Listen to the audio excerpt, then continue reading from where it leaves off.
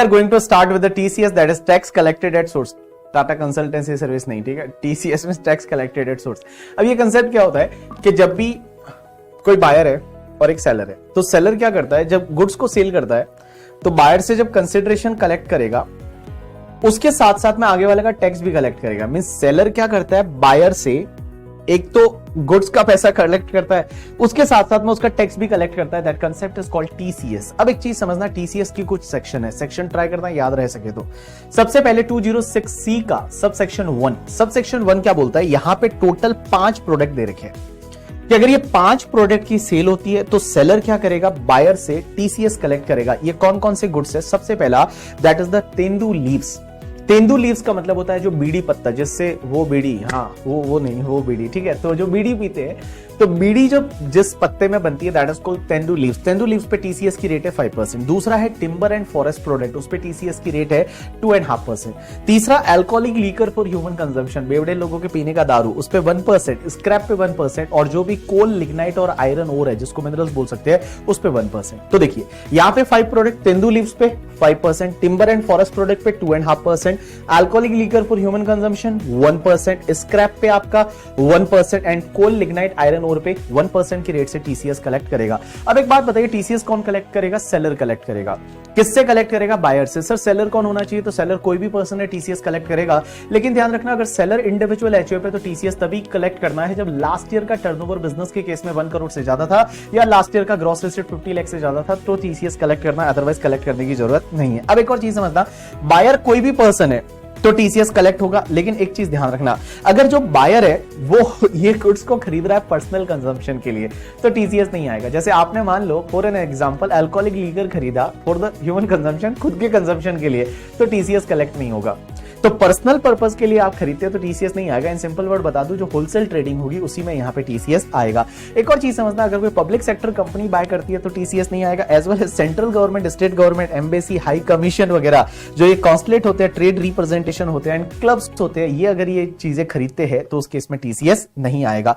अब एक और चीज समझना, अगर टीसीएस है वो नहीं आएगा, buyer is a resident person और बायर ये डिक्लेरेशन देता है कि ये जो गुड्स मैं खरीद रहा हूं, ये गुड्स पावर जनरेशन में यूज करूंगा या फिर कोई और गुड्स के मैन्युफैक्चरिंग में यूज करूंगा, तो उस पे टीसीएस नहीं आएगा। जैसे मान लो कोई मेडिसिन बनाने वाली कंपनी है, वो अल्कोहलिक लीकर खरीदती है मेडिसिन बनाने के लिए, तो उस केस में टीसीएस नहीं आएगा। या कोई इलेक्ट्रिसिटी जनरेटिंग कंपनी है, वो इलेक्ट्रिसिटी के जनरेशन के लिए अगर कोई कोल, लिग्नाइट, कोल वगैरह खरीदती है तो उस केस में टीसीएस नहीं आएगा। तो इन सिंपल वर्ड बता दूं, अगर रेजिडेंट बायर है जो ये बोलता है कि ये जो गुड्स मैं खरीद रहा हूं, डिक्लेरेशन देता है कि या तो किसी और गुड्स के मैन्युफैक्चरिंग में यूज होने वाला है या पावर जनरेशन में यूज हो रहा है, तो उस केस में टीसीएस नहीं आएगा। स्क्रैप का मतलब क्या होता है, कोई ऐसी चीज जो एज इट इज यूज नहीं हो सकती, कोई ऐसी चीज एज इट इज यूज नहीं हो सकती, that is called your scrap. ऐसे का ऐसे यहाँ पे case law, that is the Priya blue industries private limited 2016 Gujarat high court का। इस केस लॉ में क्या हुआ था कि जो एक कंपनी जो है ये क्या करती है, शिप ब्रेकिंग एक्टिविटी करती है, और शिप ब्रेकिंग एक्टिविटी शिप को तोड़ती है और उसमें से जो सामान है वो बेचते हैं। अब एक बात समझना, जो आगे वाला बंदा जो गुड्स खरीद रहा है वो एज इट इज यूज कर रहा है, एज इट इज यूज कर रहा है, तो क्या ये स्क्रैप में आएगा, आंसर इज नो, ये स्क्रैप में नहीं आएगा और उस पर टीसीएस नहीं आएगा। Next section is 206C sub section 1C। तो 206C सब सेक्शन 1C, ये सेक्शन क्या बोलती है कि अगर मान लो आप किसी को भी पार्किंग लॉट, टोल प्लाजा या माइंस या क्वेरी, मींस अगर आप किसी को parking lot, toll plaza, mines वगैरह भाड़े पे देते हो, लीज एंड लाइसेंस पे देते हो, तो लीज और लाइसेंस पे अगर पार्किंग लॉट दिया, टोल प्लाजा दिया, माइन दिया, तो उस केस में आपको टीसीएस कलेक्ट करना पड़ेगा। कौन सी रेट से, जो लाइसेंसर रहेगा वो लाइसेंसी से कलेक्ट करेगा एट द रेट 2% की रेट से टीसीएस कलेक्ट होगा। तो जैसे मान लो एक मॉल है, मॉल की पार्किंग किसी को भाड़े पे दे दी, तो मॉल की पार्किंग जब किसी को भाड़े पे दी और हर मंथ का जो भाड़ा आएगा उसमें 2% की रेट से टीसीएस भी कलेक्ट करना पड़ेगा। अब एक बात समझना, यहाँ पे जो क्या बोलते हैं कलेक्ट कौन करेगा, मींस कलेक्टी कौन होगा, सॉरी कलेक्टर कौन होगा, तो कलेक्टर वही all person other than individual HUF. Individual HUF को तभी कलेक्ट करना है जब लास्ट ईयर का टर्नओवर बिजनेस के केस में 1 करोड़ से ज्यादा था या ग्रॉस रिसीट 50 लाख से ज्यादा था। अब यहाँ पे कलेक्टी या लाइसेंसी कौन होगा, कोई भी पर्सन हो सकता है पब्लिक सेक्टर कंपनी को छोड़ के, पब्लिक सेक्टर कंपनी को छोड़ के। अब एक बात समझना, एक सेक्शन है 206C सब सेक्शन 1F।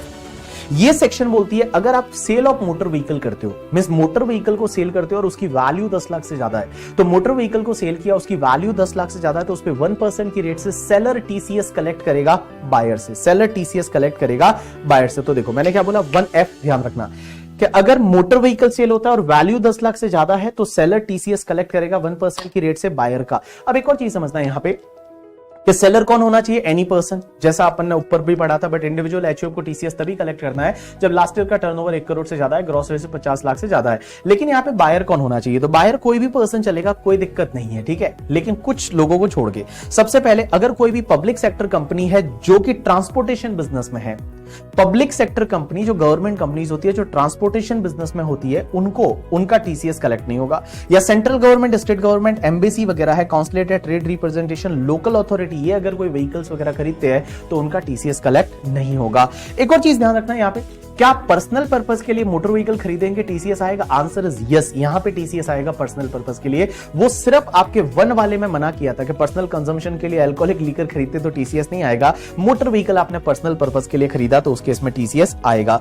अब एक और चीज समझना, यहां पे जब होलसेल ट्रेडिंग होती है इसका मतलब ये हुआ कि जैसे for an example BMW India ने, मुंबई में एक BMW डीलर है जिसका नाम है नवनीत मोटर, तो BMW इंडिया ने नवनीत मोटर को जो सेल किया तो क्या उस पे टीसीएस आएगा, या नवनीत मोटर ने आपको गाड़ी BMW की सेल की उस पे टीसीएस आएगा? राइट आंसर इज रिटेल पे आएगा। जब आपको सेल किया जा रहा है वहां पे टीसीएस आएगा। जो नवनीत मोटर ने यहां पे, जो नवनीत मोटर को BMW इंडिया ने सेल किया उस पे टीसीएस है, वो नहीं आएगा। यू गॉट माय पॉइंट और नॉट? यस। अब एक और चीज समझना, जैसे मान लो मैंने आज 8 लाख का कुछ कार खरीदा, 10 दिन बाद वापस 8 लाख का उसी डीलर से कार खरीदा, तो क्या टीसीएस आएगा? Answer is no. यहां पे 10 लाख का लिमिट इंडिविजुअल सेल पे देखा जाएगा। जब इंडिविजुअल सेल हो रही है वो 10 लाख से ज्यादा है तो टीसीएस आएगा, अदरवाइज टीसीएस नहीं आएगा।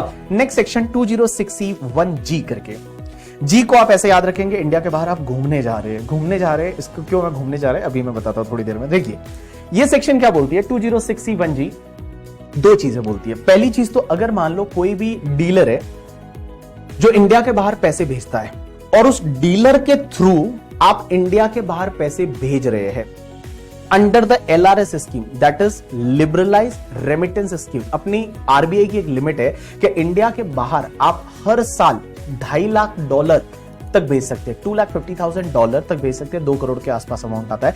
इतना पैसा आप इंडिया के बाहर किसी भी पर्पस के लिए, प्रॉपर्टी वगैरह खरीदने के लिए भेज सकते हैं। तो देखो यहां पे क्या लिखा हुआ है समझने की कोशिश करना। एक ऑथोराइज डीलर है, ऑथोराइज डीलर नॉर्मली बैंक्स वगैरह, उनके थ्रू आप क्या कर रहे हैं कि इंडिया के बाहर पैसा रेमिट कर रहे हैं। तो इस केस में लॉ मेकर्स बोलते हैं कि जो ऑथोराइज डीलर है वो आपका टीसीएस कलेक्ट करेगा एट द रेट 5% की रेट से टीसीएस कलेक्ट करेगा in excess of the 7 lakh. तो सपोज आपने जैसे 15 लाख इंडिया के बाहर रेमिट किया तो 15 लाख में से 7 लाख पे टीसीएस नहीं आएगा, और जो 8 लाख है उस 8 लाख पे 5% की रेट से टीसीएस है, वो ऑथोराइज डीलर और बैंक है, यू कैन से दैट, वो आपसे कलेक्ट करेंगे। लेकिन एक चीज समझना, जो पैसा आप इंडिया के बाहर रेमिट कर रहे हैं ना, वो अगर एजुकेशनल लोन का पैसा है, मींस आपने बैंक से ऐसा एजुकेशनल लोन लिया था और वो वाला पैसा इंडिया के बाहर आपके कोई बच्चे वगैरह पढ़ रहे हैं उनके लिए भेज रहे हैं, तो यहां पे बेटा 5% की जगह टीसीएस की रेट सिर्फ 0.5% हो जाएगी, मींस 0.5% है वो टीसीएस की रेट यहां पे हो जाएगी। यू गॉट माय पॉइंट और नॉट? यस। अब एक और चीज समझना, इसी का दूसरा पार्ट ये बोलता है कि अगर मान लो कोई भी सेलर है जो ओटीपीपी बेचता है, ओटीपीपी का मतलब होता है overseas tour program package, means जैसे आप हनीमून के लिए इंडिया के बाहर जा रहे हैं, ओटीपीपी का मतलब होता है जिसमें ट्रांसपोर्टेशन, रहने का, घूमने का सब खर्चा साथ में होता है, पैकेज बेचता है, ठीक है। तो जैसे मेक माई ट्रिप है, ऐसे कैसे गो आई भी वो है, ये बहुत सारे वेंडर ऐसे हैं जो क्या थॉमस कुक है, ये लोग क्या करते हैं कि पैकेज बेचते हैं। तो पैकेज बेचते हैं तो जो बायर रहेगा, बायर से सेलर टीसीएस कलेक्ट करेगा एट द रेट 5%। यहां पे लिमिट नहीं है, ऐसा नहीं है 7 लाख से ज्यादा, भाई 2 लाख का आपने पैकेज खरीदा तो भी 5% की रेट से टीसीएस है, वो टीसीएस कलेक्ट होता है। यू गॉट माय पॉइंट और नॉट? यस। अब एक और चीज समझना, अगर मान लो यहां ओटीपीपी खरीद रहा है या जो पैसा रेमिट कर रहा है वो जो है वो central government, state government, embassy, high commission, consulate, trade representation या लोकल अथॉरिटी है, तो उस केस में टीसीएस नहीं आएगा। दूसरी एक और चीज, अगर मान लो जो बायर है वो ऑलरेडी टीडीएस काट रहा है, जैसे मान लो हमने कोई पैकेज खरीदा उस पे 194C में टीडीएस काट लिया, तो उस केस में यहां पे टीसीएस नहीं आएगा। यू गॉट माय पॉइंट और नॉट? यस। समझा या नहीं समझा? समझा। उससे रिलेटेड बहुत सारे एग्जांपल्स दे रखे हैं, जब आप एग्जांपल देखोगे तो आपको समझ में आ जाएगा।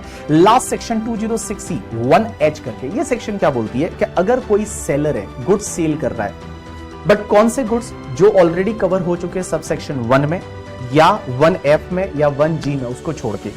1 का मतलब पता है, F का मतलब क्या था? 1F वो मोटर व्हीकल वाला, फरारी याद रखो ना, फरारी नाम होता है। हाँ, 1G का मतलब घूमने जा रहे थे, ओटीपी वगैरह वो। तो देखो उन सेक्शंस को छोड़ के अगर कोई भी सेलर है वो गुड्स का सेल करता है किसी बायर को और पूरे साल में मिला के जो सेल हुई उसका जो कंसिडरेशन रिसीव हो रहा है वो 50 लाख से ज्यादा है, तो कंसिडरेशन रिसीव हो रहा है वो 50 लाख से ज्यादा है और सेलर का लास्ट ईयर का टर्नओवर 10 करोड़ से ज्यादा है, सेलर का लास्ट ईयर का टर्नओवर 10 करोड़ से ज्यादा है और जो कंसिडरेशन रिसीव हो रहा है इस साल में गुड्स को सेल करने से वो 50 लाख से ज्यादा है, तो 50 लाख से ज्यादा वाले अमाउंट पे 0.1% मींस 0.10%, 0.10% की रेट से टीसीएस है वो सेलर कलेक्ट करेगा।